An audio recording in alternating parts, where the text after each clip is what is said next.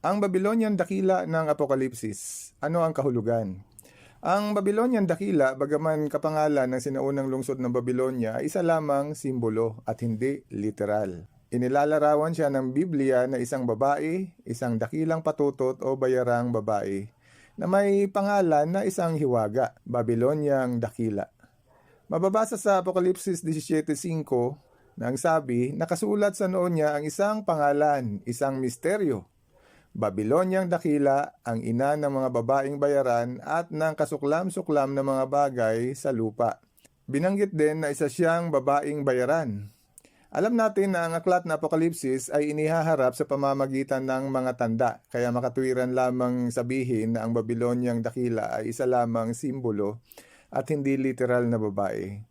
Sa halip, ang Babylonian dakila, gaya ng inilalarawan ng aklat na Apokalipsis, ay tumutukoy sa lahat ng huwad na relihiyon sa daigdig na hindi sinasang-ayunan ng Diyos. Kaya hinatulan ito ng Diyos ng nakakagimbal na pagkapuksa ayon sa Apokalipsis 18:1 hanggang 5. Ang sabi, pagkatapos nito ay nakakita ako na isa pang anghel na may malaking otoridad at bumaba mula sa langit at nagliwanag ang lupa dahil sa kaluwalhatian niya. At sumigaw siya ng napakalakas. Bumagsak na siya. Bumagsak na ang Babyloniang dakila.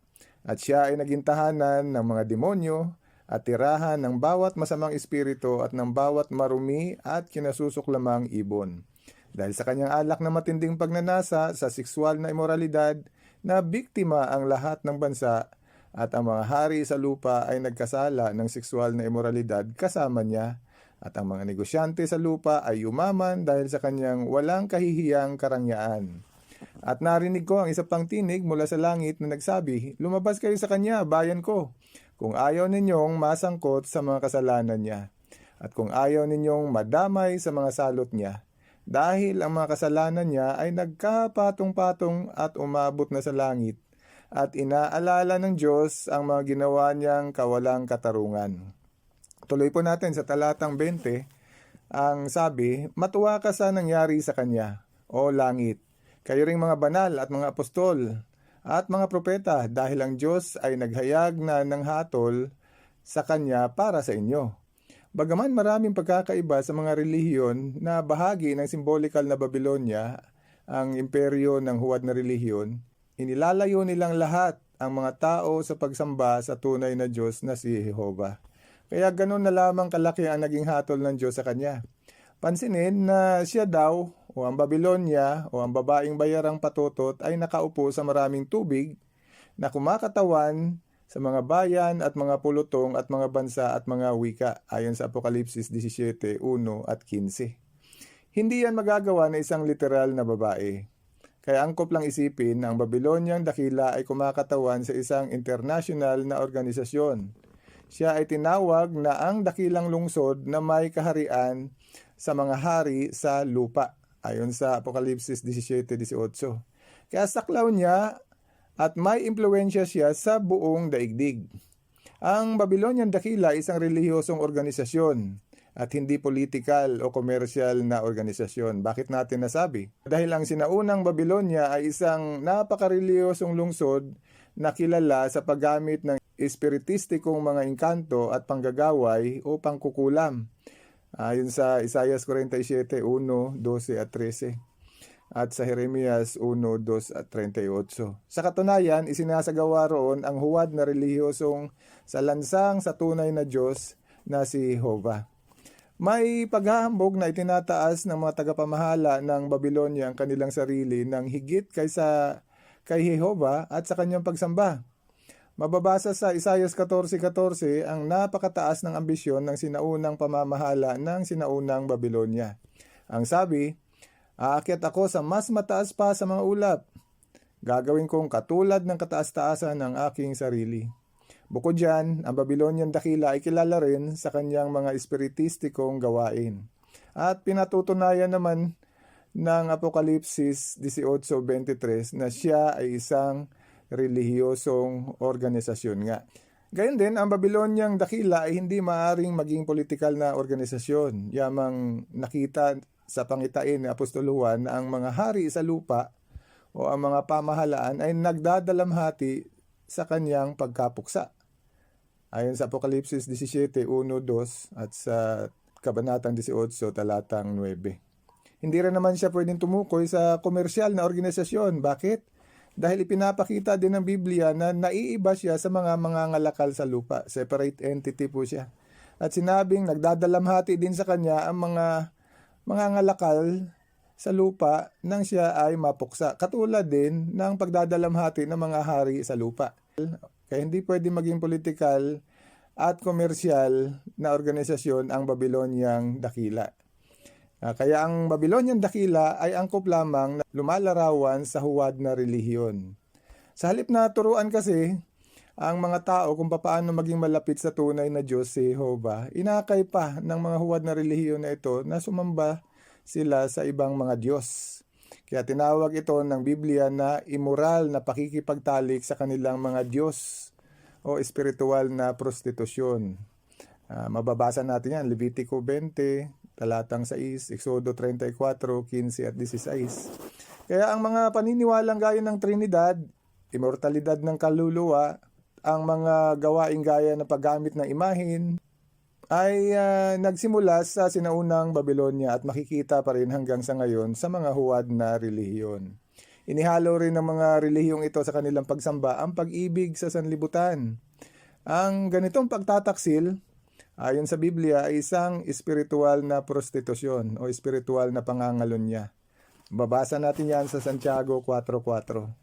Ang kayamanan ng huwad na relihiyon at ang pagpaparangya nito ay tamang-tama sa paglalarawan ng Biblia sa Babylonian dakila, na ang sabi, nagagaya ka ng purpura at iskarlata, napapalamutian ng ginto at mga mahahalagang bato at mga perlas.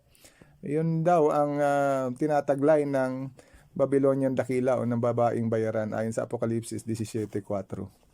Ang Babylonian dakila ay pinagmumulan ng mga kasuklam-suklam na bagay sa lupa o mga turo at gawaing lumalapastangan sa Diyos. Apokalipsis 17:5. Ang mga miyembro ng huwad na relihiyon ay mga bayan at mga pulutong at mga bansa at mga wika na sumusuporta sa Babylonian dakila. Ang Babylonian dakila ang nasa likod ng kamatayan ng lahat niyaong mga pinatay sa lupa. Sila po ang responsable sa mga digmaan at pagpatay sa mga martir o mga lingkod ng Diyos ayon sa Apokalipsis 18:24.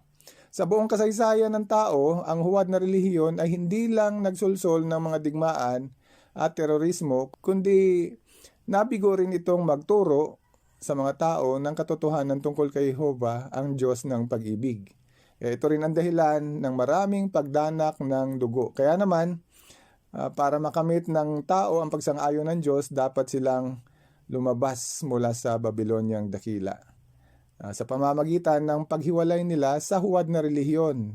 Kaya may panawagan ang nabasang anghel kanina, lumabas kayo sa kanya, bayan ko, kung ayaw ninyong madamay sa kanyang pagkapuksa. Kaya isipin po ito, ano ba ang pinaka-obvious na dahilan ng mga digmaan, hindi lang sa Middle East, kundi sa buong daigdig? Hindi matapos-tapos ang alitan ng mga bansa sa ngalan ng relihiyon. Mga Hudyo laban sa mga Arabong bansa at ngayon ay nasasangkot na rin ang nag-aangking mga Kristiyano sa sigalot may kinalaman sa relihiyon. May mga suicide bombing at iba pang mga paraan ng terorismo. Nangyayari po ang lahat ng yan sa ngalan ng huwad na relihiyon. Ang imperyo ng huwad na relihiyon, ang Babyloniang dakila. Hindi tayo magtataka kung bakit isang araw ay biglang darating ang kanyang paghatol, ang kanyang pagkapuksa, ang pagbagsak ng Babyloniang dakila, ang pagbagsak ng huwad na relihiyon. Paano mapupuksa ang Babyloniang dakila? Sino ang gagamitin ng Diyos sa paggawa nito? Ang Babylonian dakila ay nangangahulugang ang imperyo ng huwad na relihiyon. Sabihin pang lahat ng relihiyon na ayaw sumamba kay Jehovah sa tamang paraan. Kaya pag nangyari ang pagbagsak ng Babylonia, na siya namang inihula sa aklat na Apokalipsis, ang pagkapuksa nito, ang pagkapuksa ng huwad na Babylonia, napakalaking kagalakan ng bayan ng Diyos. Bakit? Una, dahil makikita nilang tapat si Jehovah sa kanyang pangako at tinutupad niya ang lahat ng mga ito. Pangalawa ay dahil makikita nilang mas makapangyarihan pa si Jehovah kaysa kahit ano pa mang tulad pader ng mga kaharian katulad na imperyo ng huwad na relihiyon. At pangatlo, at ang pinaka nakakamangha ay makikita ng bayan ng Diyos kung paano pinapatnubayan ni Jehovah ang kanyang mga saksi sa pagbibigay na interpretasyon na ang Babylonia ay ang international na huwad na mga relihiyosong organisasyon sa kabuuan. Lumilitaw kasi na mas makapangyarihan ang mga relihiyon na ito kaysa mga pamahalaan dahil mula noon, ang relihiyon na ang kumukontrol sa mga taong nakaupo sa mga pamahalaan. Sa maraming kaso, ang relihiyon pa nga ang nag-i-endorso ng mga kandidato sa politika at dahil sa taglay nilang kapangyarihan ay nananalo naman ang mga ini-endorsong politiko. Kaya rin ng relihiyon na magpabagsak na isang pamahalaan.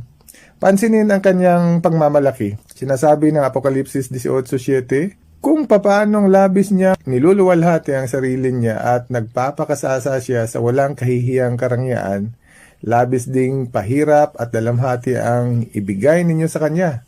Dahil patuloy niya sinasabi sa sarili niya, ako ay isang reyna at hindi ako byuda at hindi ako kailanman magdadalamhati.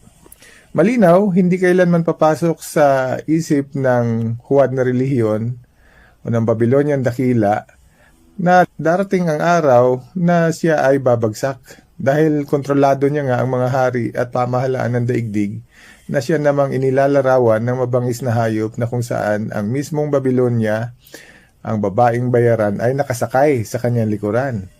Ang hindi niya alam, ang mismong mabangis na hayop kung saan siya nakasakay, ang mismong babaling sa kanya at lalapain siyang buhay at uubusin ang kanyang kalamnan at hindi na siya makikita pang muli kailanman na para bang nasunog na sa apoy.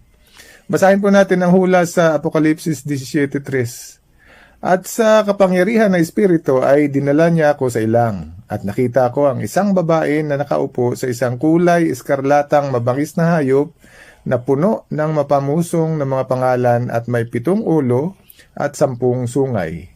Ang babae ay nakasuot ng damit na purpura at eskarlata at may mga alahas siyang ginto at mamahaling mga bato at mga perlas at may hawak siyang gintong kopa na puno ng kasuklam-suklam na mga bagay at ng maruruming bagay ng kanyang sexual na imoralidad.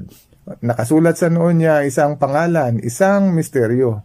Babyloniang dakila, ang ina ng mga babaeng bayaran at ng kasuklam-suklam na mga bagay sa lupa. At nakita ko na ang babae ay lasing sa dugo ng mga banal at sa dugo ng mga saksi ni Jesus. Ang Babylonia daw ay isang babae na nakaupo sa isang kulay eskarlatang mabangis na hayop na puno ng mapamusong na mga pangalan at may 7 ulo at 10 sungay.